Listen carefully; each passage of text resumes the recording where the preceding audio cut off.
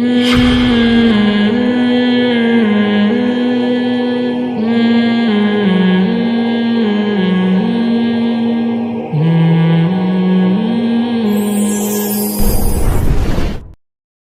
فرماتے ہیں وَعَمِلَ عَمَلًا صَالِحًا، اور نیک عمل بھی شروع کر دے۔ یہاں ایک اشکال ہوگا کہ بھائی بعض دفعہ انسان توبہ کرتا ہے، جیسے کتنے مسلمان ہیں جو کہتے ہیں ہم نے توبہ کی پھر گناہ ہو گیا۔ اللہ تو شرط یہ لگا رہے ہیں کہ نیک عمل کرے، اس کے بعد پہلے توبہ کرے، ایمان لائے۔ ایمان تو مسلمان پہلے سے ہی لا چکا ہے، اس آزمائش سے تو اللہ نے مسلمان کو بچا لیا، لیکن آگے عملاً صالحاً بھی تو توبہ کی شرط ہے نا۔ تو یہ بات خوب سمجھ لیں، اگر کوئی شخص سچی توبہ کرتا ہے، قرآن کی دوسری آیتوں سے اور حدیث سے ہمیں پتہ چلتا ہے، تبھی ہم کہتے ہیں نا قرآن یفسر بعضہ بعضا، قرآن ہی اپنے بعض آیتوں کی تفسیر کرتا ہے، پھر نبی صلی اللہ علیہ وسلم قرآن کو ایکسپلین کرتے ہیں۔ تو ہمیں یہ پتہ چلتا ہے قرآن اور حدیث سے کہ اگر کوئی شخص سچی توبہ کرے اور آئندہ گناہ نہ کرنے کا عزم کرے، اور اس کے آثار سے بھی لگتا ہو کہ واقعی یہ گناہ سے آئندہ بچنا چاہتا ہے، جیسے ایک آدمی کو عادت پڑ گئی ہے کہ بھئی کوئی زنا کرنے کی، اب اس نے سچی توبہ کر لی، لیکن وہ توبہ کرنے کے بعد وہ جا انہی جگہوں پہ رہے جہاں اس کو زنا کی دوبارہ ترغیب مل رہی ہے، تو اس کا مطلب اس نے توبہ کی نہیں ہے۔ لیکن سچی توبہ کرنے کے بعد اس نے وہ تمام آثار اور وہ تمام باتیں جو اس کو زنا پہ ابھارتی وہ اس نے چھوڑ دیں، تو یہ عمل یعنی عمل عملاً صالحاً کہلائے گا یہ عمل اللہ کی نظر میں، یعنی اللہ مان لیں گے کہ اس نے نیک اعمال شروع کر دیے ہیں۔ پھر اگر دوبارہ اس سے زنا ہو جاتا ہے تو پرانی توبہ اس کی باطل نہیں ہوگی۔ اور ہم یہ نہیں کہہ سکتے کہ قرآن نے تو کہا کہ جو نیک عمل بھی کرے، تو نیک عمل نہیں کیا، تو نے تو دوبارہ زنا کر لیا۔ تو حدیث سے ہمیں پتہ چلتا ہے، قرآن کی دیگر آیتوں سے بھی، کہ اگر دوبارہ گناہ ہوتا ہے تو پھر دوبارہ توبہ کرے، لیکن توبہ پکی ہونی چاہیے۔ تو دوبارہ گناہ سے پہلی والی توبہ کالعدم نہیں ہو جاتی، اور دوبارہ سے زنا اس کے اعمال میں لکھا نہیں جائے گا، وہ سارے گناہ معاف ہو گئے تو دوبارہ سے۔ لیکن چونکہ جب کوئی سچی توبہ کرتا ہے تو عام طور پر عمل عملاً صالحاً، وہ نیک اعمال شروع کر دیتا ہے، تو عام طور پر ایسا ہی ہوتا ہے، وہ برائی سے بچنے کی توفیق اس کو مل جاتی ہے۔ بہت کم کیس ایسے ہوتے ہیں کہ پھر بار بار برائی ہو رہی ہو، لیکن اگر بار بار بھی ہو رہی ہے تو بار بار توبہ کی جائے گی۔ تو یہ نہیں کہا جائے گا کہ جی میں نے تو توبہ کی تھی، اب دوبارہ بار بار مجھ سے گناہ ہو رہا ہے تو اب تو میری توبہ قبول ہی نہیں ہے، لہذا گویا مجھے سرٹیفکیٹ مل گیا گناہ کرنے کا، تو یہ بالکل غلط ہے۔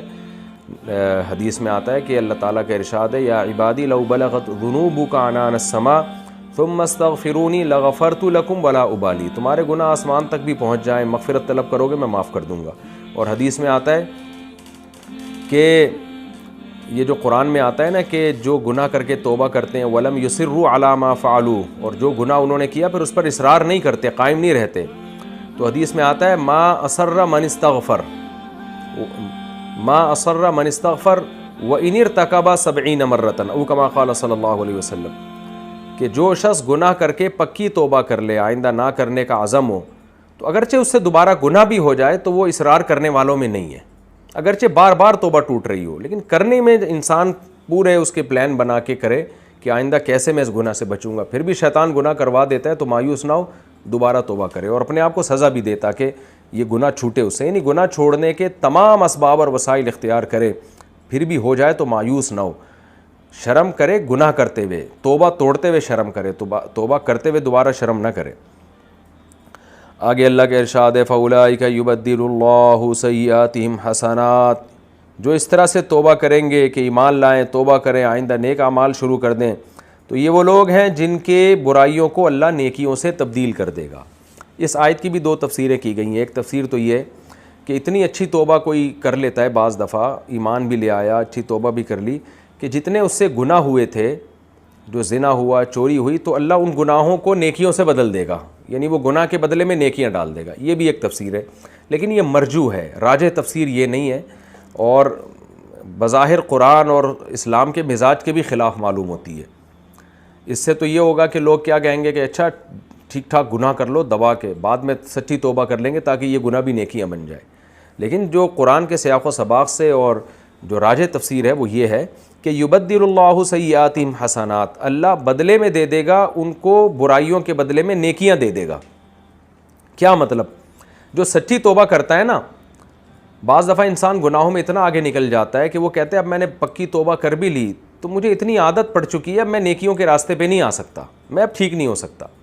تو اللہ امید دلا رہے ہیں کہ جو گناہوں کے دلدل میں پھنس چکا ہو, جب وہ پکی سچی توبہ کرے گا اور کافر اگر ایمان بھی لے آئے گا تو اللہ اب اس کو برائیوں کے بدلے میں نیکیوں کی توفیق دے دیں گے, اور اس کی بری زندگی نیکی سے بدل جائے گی, برائیاں نیکیوں سے تبدیل ہو جائیں گی. کیا مطلب؟ برائیاں چھوڑنا شروع کر دے گا اور اس کے بدلے میں زندگی میں نیکی آنا شروع ہو جائیں گی. یہ مطلب ہے قرآن کی آیت کا, کہ ہم کہتے ہیں نا یار اس کی تو زندگیوں میں نشہ نکل گیا, اس کے بدلے میں اس کی زندگی سے شراب نکل گئی اور شہد آ گیا, تو شراب کے بدلے میں شہد مل گیا اس کو. اس کی شراب تو شہد سے تبدیل ہو گئی ہے, اس کی چوریاں تو صدقات و خیرات سے تبدیل ہو گئی ہیں. پہلے تو لوگوں کا مال لیتا تھا, اب الٹا دے رہا ہے.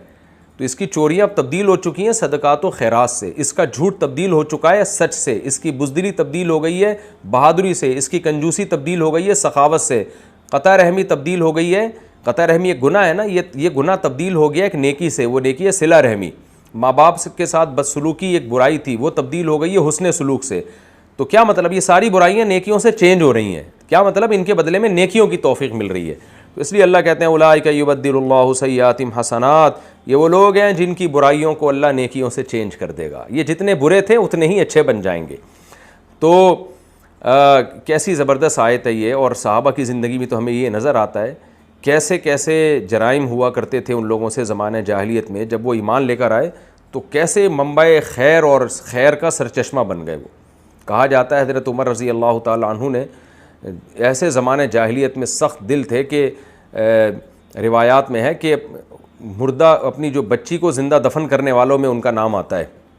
کیسے سخت دل, لیکن اسلام لانے کے بعد کیسے نرم دل اور انسانیت پر کیسا رحم, کہ خلیفہ بننے کے بعد راشن کا بورا جو ہے اپنی کمر پہ رکھ کے گھوم رہے ہیں, اور تقسیم کرنے کے لیے کوئی ضرورت مند نظر آئے تو میں اس کو دوں, اور کیوں ڈر لگ رہا ہے کہ اگر کوئی میری سلطنت میں بھوکا سویا تو قیامت کے دن اللہ مجھ سے سوال کرے گا. تو یہ رحم کا جذبہ لوگوں کا آپ کے دل کے اندر پیدا ہوا.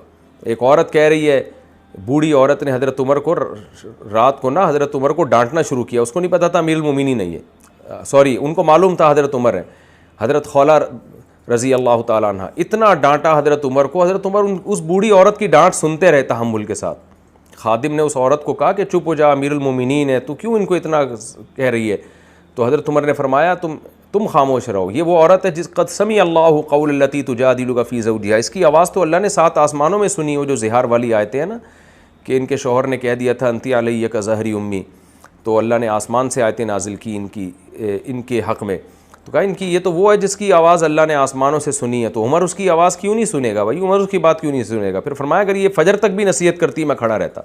تو یہ جذبہ پیدا ہو گیا. یہ ہے یبدل اللہ سیئاتہم حسنات, وکان اللہ غفور الرحیما, کیونکہ اللہ مغفرت کرنے والا اور رحم کرنے والا ہے. تو یہ کام اللہ اس لیے کرے گا, معاف تو اس لیے کر دے گا گناہوں کو. یعنی ایک اشکال ہوتا ہے نا کہ اللہ اتنے بڑے بڑے جرائم کیے, ابھی تو اتنے غضب میں تھا, اتنی دھمکیاں دے رہا تھا جو قتل کرے گا, زنا کرے گا, جہنم میں ڈال دوں گا ہمیشہ کے لیے, اتنا غضب, اور ایک طرف تو اللہ کی تلوار چلا رہا ہے. اللہ من تاب و آمن و عمل صالحا, جو توبہ کر لے نیک عمل کرے تو میں اس کو جناب اس کو تو اچھی زندگی دے دوں گا. تو اتنے بڑے جرم میں اتنا, جیسے ہم کہتے ہیں نا بھائی آپ نے تو فوراً ہی یو ٹرن لے لیا ہے. پہلے والے انداز سے تو لگ رہا تھا اس کی تو ایسی کی تیسی ہو جائے گی, دوسرے انداز سے لگ رہا ہے کہ اس نے تو گویا کچھ کیا ہی نہیں ہے, کوئی جرم ہی نہیں کیا, بس ذرا سی توبہ کی آپ نے معاف کر دیا اس کو. تو اس کا اللہ نے جواب دیا کان اللہ غفور الرحیم. جہاں اللہ کی صفت انتقام ہے وہاں اللہ کی صفت مغفرت بھی ہے, وہ بڑا معاف کرنے والا. پھر اللہ چل تو معاف کر دیتا نا, یہ کیوں کہہ رہے اس کو میں نیک اعمال کی توفیق دوں گا اور برائیاں نیکیوں سے بدل جائیں گی؟ تو اس کا اللہ نے جواب دیا رحیمہ, وہ رحم کرنے والا بھی ہے. وہ دیکھتا ہے کہ جب کوئی بندہ میری طرف آنا چاہتا ہے تو میں اسے بڑھ کے اپنی طرف لاتا ہوں, کچھ وہ کرتا ہے کچھ میں اس کو توفیق دیتا ہوں. تو اس کی زندگی سے لگے گا کہ یہ تو چینج ہو ہی نہیں سکتا, لیکن میری توفیق شامل حال ہوگی اور اس کو بالکل 180 ڈگری پہ میں گھما دوں گا اور ایسا بنا دوں گا کہ تم سوچ بھی نہیں سکتے کہ اس کی پہلے کی زندگی کیسی تھی اور آج یہ کیسی ہے. تو ایسا یہ ہے رحمت کا اظہار. اور پھر اللہ نے اسی اشکال کا دوبارہ جواب دیا وَمَن تَابَ وَعَمِلَ صَالِحًا, کہ دیکھو تمہیں اس پر تو اشکال ہو رہا ہے کہ ایک طرف زنا اور کفر پہ اور قتل نفس پہ میں یہ دھمکیاں دے رہا ہوں اور دوسری طرف میں بشارتیں سنا رہا ہوں جو توبہ کرے گا. تو ایک جواب تو میں نے دے دیا کہ میں غفور بھی ہوں رحیم بھی. دوسرا جواب بھی سنو کہ اس نے بھی تو کوئی چھوٹا کام نہیں کیا نا. اس نے توبہ کرنے کے لیے دروازہ کس کا کھٹکھٹایا ہے؟ اس نے میرا دروازہ کھٹکھٹایا ہے, اللہ کا دروازہ کھٹکھٹایا ہے. تو جو بھکاری چھوٹے موٹے سیٹھ کے پاس جائے تو چھوٹا موٹا سیٹھ تو چونی اٹھنی پکڑا کے اس کو رخصت کر دے گا, لیکن کوئی بھکاری کسی بہت بڑے دولت مند کے پاس جائے جو بڑا جواد اور کریم ہو, جب بھیک کا دروازہ اس کا کھٹکھٹائے گا تو وہ تھوڑا بہت کرم نہیں کرتا, وہ اپنی شان کے مطابق کرم کرتا ہے. تو یہ ایسا ہی ہے نا کہ آپ کسی کے پاس گئے چندہ مانگنے کے لیے, اس نے تھوڑے سے پیسے پکڑا دی, آپ نکل کے آئے. اور آپ کسی بڑے سیٹ کے پاس گئے, اس نے اتنی رقم پکڑا دی, آپ کہیں یار یہ تو میں نے مانگی نہیں تھی, تو وہ جواب میں کیا کہتا ہے, بھائی تم آئے کس کے پاس ہو, یہاں آنا نہیں تھا, آئے ہو تو پھر یہ دیکھو پھر دروازہ تم نے کس کا کھٹکھٹایا ہے. یہاں بھی اللہ یہ انداز اختیار کرتے ہیں. فرمایا ومن تاب وعمل صالحا, دیکھو جو توبہ کر لے اور آئندہ نیک اعمال شروع کر دے, فإنہ یتوب الی اللہ متابا, تو اس نے تو رجوع کیا اللہ کی طرف رجوع کرنا. اس نے رجوع کس کی طرف کیا؟ اللہ کی طرف کیا ہے نا, کہ انسانوں سے تھوڑی معافی مانگ رہا ہے, مجھ سے مانگ رہا ہے. تو جو میری انتقام کی صفت اگر بہت بڑی ہے اور میری عذاب کی صفت بہت بڑی ہے, میں عذاب بہت سخت دیتا ہوں, تو پھر میری رحمت اور میری سخاوت بھی بہت بڑی ہے, تو بڑے سے بڑے جرم کو اپنے سامنے آنسو بہانے سے میں معاف کر دیتا ہوں. تو رجوع اس نے میری طرف کیا ہے, اس لیے ان چیزوں پہ تمہیں اشکال نہیں ہونا چاہیے کہ اللہ اس کو نیکیوں کی توفیق کیوں دے رہا ہے اور اس کی زندگی کو تبدیل کیوں کر رہا ہے, اور توبہ کے ذریعے اتنے بڑے بڑے جرموں کو معاف کیوں کر رہا ہے. آگے اللہ پھر نیک لوگوں کی صفات شروع کر دیتے ہیں. تو بیچ میں ایک مضمون آ گیا نا قرآن کا, فرمایا والذین لا یشہدون الزور, یہ جو جنتی ہیں جن کی صفات میں بیان کر رہا ہوں کہ جو زنا نہیں کرتے اور قتل نہیں کرتے انسانی جان کو, ان میں ایک صفت یہ بھی ہے لا یشہدون الزور, یہ جھوٹی اور بری محفلوں میں شرکت نہیں کرتے.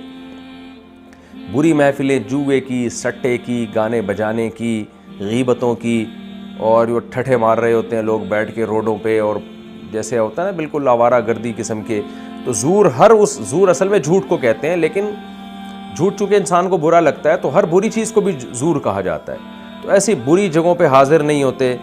وَإِذَا مَرُّوا بِاللَّغْوِ, اور کبھی لغویات کے قریب سے گزرنا پڑ جائے. لغویات بھی وہ لغویات جو نہ دنیا کا فائدہ نہ آخرت کا فائدہ. تو لغو جس درجے کا ہوگا گناہ بھی اسی درجے کا ہوگا. کچھ لغویات ایسی ہیں کہ جس میں گناہ تو نہیں ہے لیکن نہ دنیا کا فائدہ نہ آخرت کا فائدہ. تو ان لغویات کو اختیار کرنا یا وہاں بیٹھ کے ٹائم ضائع کرنا گناہ تو نہیں ہے لیکن بے برکتی کا ذریعہ ہے. اور اگر وہ لغویات ایسی ہے جو آخرت کے لیے نقصان دہ ہے, جیسے گانے بجانے کی محفلیں ہیں, سینما گھر میں فلمیں ہیں, ناچ گانے کی محفلیں جو آج کل شادیوں میں ناچ رہے ہیں نا لوگ, تو یہ بھی لغویات ہیں, لیکن یہ وہ لغویات ہیں جو حرام ہیں. تو اب اللہ تعالیٰ چونکہ اعلیٰ درجے کے مومنین کا ذکر کر رہے ہیں, اس لیے ہر طرح کے لغویات کا اللہ نے ذکر کیا کہ اذا مروا باللغو, جب یہ کسی لغو بات کے قریب سے گزرتے ہیں, کوئی محفل ہو, کہیں گانے بجانے ہوں, کہیں فضول کام ہو رہا ہو, فضول باتیں ہو رہی ہوں, تو مرو کرامہ, یہ عزت کے ساتھ گزر جاتے ہیں. یہ کنایا ہے اس بات سے کہ اس کی طرف توجہ نہیں کرتے, ان پہ اثر ہی نہیں ہوتا کہ یہ کیا ہو رہا ہے. آپ نے دیکھا ہوگا نا کہیں گانے بجانے کو اسٹیج شو چل رہا ہے تو کچھ لوگ بیٹھنا نہیں چاہتے لیکن گزر کے دیکھتے ضرور ہیں کہ دیکھیں کیا ہو رہا ہے, تھوڑا انجوائے کرتے ہیں اور تھوڑا تھرکتے ہیں ان کے ساتھ. لیکن اللہ کہتے ہیں جو ایمان والے لوگ ہیں نا وہ عزت کے ساتھ گزر جاتے ہیں, وہ ایسی فضول چیزوں میں دلچسپی نہیں لیتے.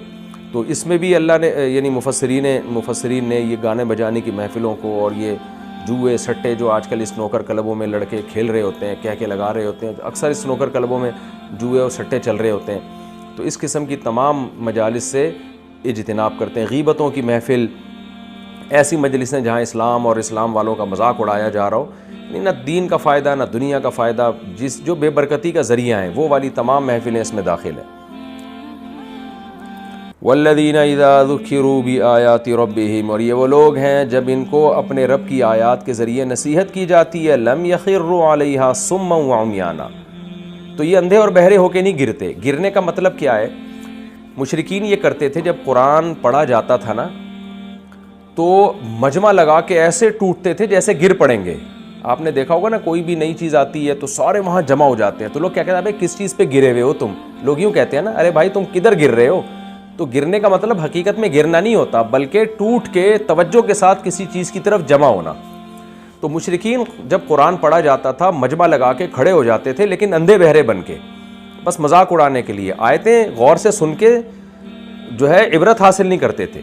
تو اللہ نے مشرکین کے بالکل اپوزٹ مومنین کا تذکرہ کیا کہ جب ان کو قرآن کے ذریعے نصیحت کی جاتی ہے تو وہاں یہ جو گرتے ہیں نا ان آیتوں پہ، کیا مطلب جو غور سے سنتے ہیں تو اندھے بہرے ہو کے نہیں سنتے، بلکہ دیکھتے ہیں کہ ہم سے کیا کہا جا رہا ہے اور اس میں کون کون سی نشانیاں بیان کی جا رہی ہیں، تاکہ ہم ان نشانیوں کو دیکھیں اور سنتے بھی پورے طریقے سے، یعنی سمجھتے ہیں اس کو، کیونکہ وہ سننا جس میں سمجھ ہی نہ آئے وہ سننا نہ سننے کے برابر ہے۔ تو خلاصہ اس آیت کا یہ ہے کہ جب ان کو قرآن کے ذریعے، رب کی آیتوں کے ذریعے نصیحت کی جاتی ہے تو پوری توجہ کے ساتھ اس نصیحت کو یہ سنتے ہیں، ایسے موقع پہ اندھے اور بہرے نہیں بن جاتے۔ والذین یقولون ربنا هب لنا من ازواجنا وذریاتنا قرۃ اعین واجعلنا للمتقین اماما۔ ایک اور بہترین صفت اللہ نے بیان کی کہ ان کی اپنی حالت تو یہ ہوتی ہے کہ خود بھی زنا نہیں کرتے، قتل نفس نہیں کرتے، تہجد کی پابندی کرتے ہیں، اللہ سے جہنم کی پناہ اور جنت کی تمنائیں اللہ سے لالچ کرتے ہیں، دعائیں مانگتے ہیں، اور نصیحت جب کی جائے تو غور سے سنتے ہیں، تو ساتھ ساتھ ان کو اپنے گھر والوں کی بھی فکر ہوتی ہے۔ آپ نے دیکھا ہوگا بعض لوگ خود تو بڑے نیک بنے ہوتے ہیں، گھر والوں کو بالکل بدحال چھوڑ دیا ہوتا ہے انہوں نے، کوئی فکر ہی نہیں ہوتی بیوی بچے کیا کر رہے ہیں۔ تو اللہ کہتے ہیں اپنے گھر کی بھی فکر ہوتی ہے، اسی فکر میں وہ یہ اللہ سے دعا مانگتے ہیں۔ وہ کیا دعا مانگتے ہیں؟ ربنا ہب لنا من ازواجنا، اے اللہ ہمیں عطا کر ہماری ازواج کی طرف سے، یعنی عورت اگر ہے تو اپنے شوہر کے لیے دعا مانگے، شوہر ہے تو اپنی بیویوں کے لیے دعا مانگے، وذریاتنا، اور ہماری اولادوں کے لیے، اولادوں کی طرف سے ہمیں آنکھوں کی قرۃ اعین، آنکھوں کی ٹھنڈک عطا کر۔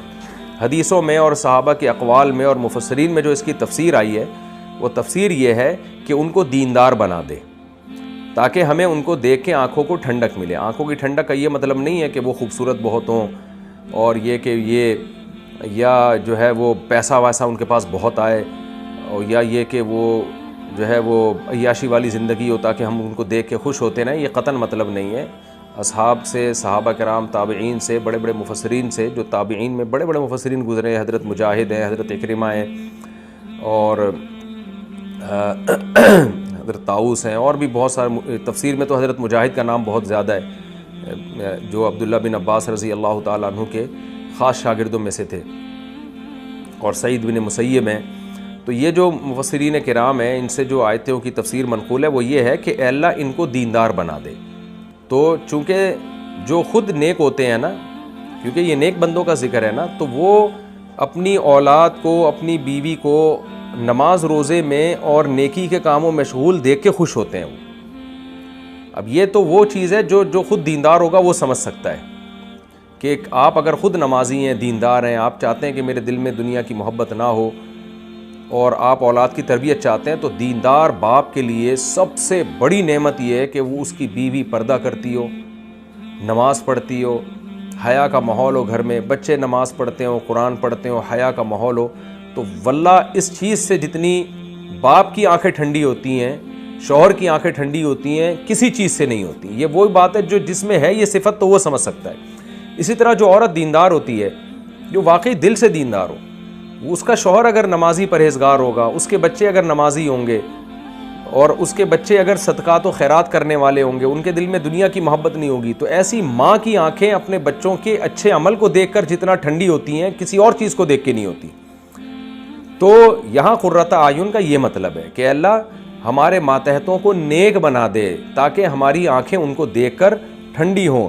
وجعلنا للمتقین اماما، اور ہمیں پرہیزگاروں کا امام بنا۔ یہ مطلب نہیں ہے کہ الیکشن میں ہم جیت جائیں اور جتنے نیک لوگ ملک میں رہتے ہیں ہم ان کے وزیر اعظم بنیں، مطلب یہ ہے کہ ہمارے ماتحتوں کو پرہیزگار بنا دے تاکہ ہم پرہیزگاروں کے امام بنیں۔ یعنی امام تو ہم ہیں ہی، ہر آدمی امام ہے اور ہر عورت امام ہے ان لوگوں کا جو اس کے ماتحت ہیں۔ نبی صلی اللہ علیہ وسلم نے فرمایا کلکم راع وکلکم مسئول عن رعیتہ، تم میں ہر شخص نگہبان ہے اور ہر شخص سے اس کے ماتحتوں کے بارے میں سوال ہوگا۔ تو شوہر کا ماتحت بیوی اور بچے ہیں، عورت کے ماتحت اس کے اولادیں ہیں، اور بڑا بھائی ہے تو اس کے ماتحت چھوٹے ہیں، تو بڑی بہن ہے تو اس کے ماتحت چھوٹے ہیں، دفتر میں آپ کے ماتحت آپ کے ملازمین ہیں۔ تو ہر شخص کو اللہ نے کسی نہ کسی درجے میں امام بنایا ہے۔ تو اللہ فرماتے ہیں، یہ دعا مانگتے ہیں وجعلنا للمتقین اماما، اے اللہ ہمیں پرہیزگاروں کا امام بنا، ہمارے ماتحت پرہیزگار ہوں، نالائق لوگ نہ ہوں ہمارے ماتحت۔ اور ہماری اولادیں بگڑے نہیں تو ماتحت لوگ ہمارے سارے نیک بنا دے۔ اللہ فرماتے ہیں جن کا یہ جذبہ ہوگا تو اولئک یجزون الغرفۃ بما صبروا، یہ وہ لوگ ہیں جن کو جنت کے بالا خانے دیے جائیں گے اس صبر کے بدلے میں جو انہوں نے دنیا میں کیا۔ تو پتہ چلا کہ یہ صفت صبر کے بغیر نہیں آتی۔